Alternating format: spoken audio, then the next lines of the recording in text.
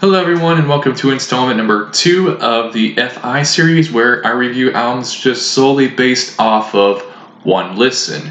Now for this episode, it is Once by Nightwish. Now Once is the 5th studio album from Nightwish, and Nightwish are a Finnish symphonic metal band, and they're actually really fairly popular. And this album was released on the 7th of June in 2004, and it's the last album to feature Tarja Turuhan on lead vocals, and the album cost nearly 250,000 euros to make, though it rounds up to 1 million if you include the videos, making it Finland's most expensive recording until the album that came right after. As of 2013, this album has sold 2.3 million copies worldwide, making it Nightwish's most successful album to date. Now, as with all my reviews, I'm going to do a quick review of the artwork, as the artwork features the statue of the Lady of Weeping with the band's title on the I wouldn't say gravestone, but like on the stone under the angel. Now, for this cover, the angel weeping is kind of a neat concept on the cover. However, I do not like the choice of the background with the sort of blue design. I'm not a fan of that, and also the title of the album I feel was just not placed very well on the statue in my opinion. So for me it is I would say a 4 out of 10, 5 out of 10 cover. It's not really a cover that I really did like. Now going into the album itself, with this I will be going over several of the songs, however not all of them. The album opens with Dark Chest of Wonders, which is a very tense opening, and I do love the deep tone of the guitar with orchestration. Wish I Had an Angel was the track that came right after. It has this a cappella intro, and one thing I noticed about this album is that it does feature quite a bit of an industrial metal influence, especially with this track and its industrial riffs, and however it does still contain the symphonic elements.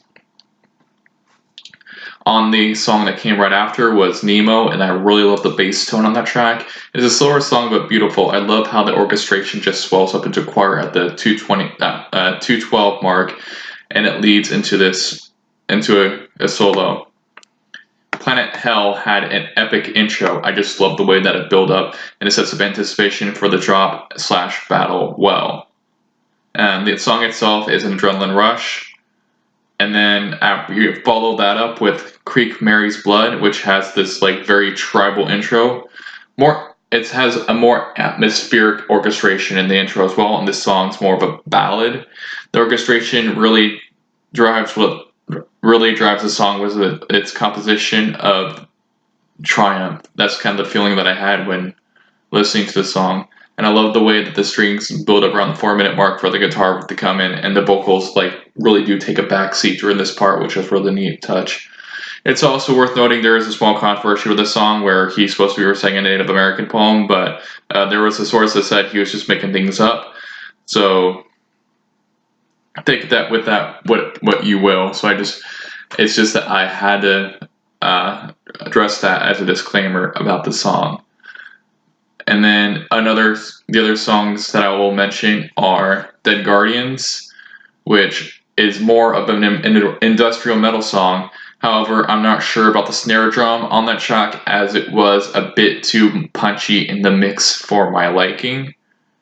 And then you have Romanticide, which came right after, which has a really neat breakdown, and the bass really sells it. And the bass is what really makes this song, and it leads up into this hard-hitting finale. And we also have another great song following right after Romanticide, Ghost Love Score. And when I listened to this, I heard a huge amount of influence from the Pirates of the Caribbean theme, and that movie came out just a year prior, so it wouldn't surprise me. Anyways, it's a great orchestral intro. However, I do feel when it comes to the part when the band comes in, they could have come in better, and it was kind of both underwhelming and it was both underwhelming, and I also felt that it was kind of, I'm trying to think of the word here, can I come better, but I feel it was just overall kind of underwhelming the way that they did come in and really didn't satisfy the build up to it. And I will say I love how everything stopped in the middle for this just beautiful orchestral piece that I would imagine in a film would be used for, those escaping land shots before we pick it up into a more actiony thing like the song does. And that's pretty much all I have to say about the album.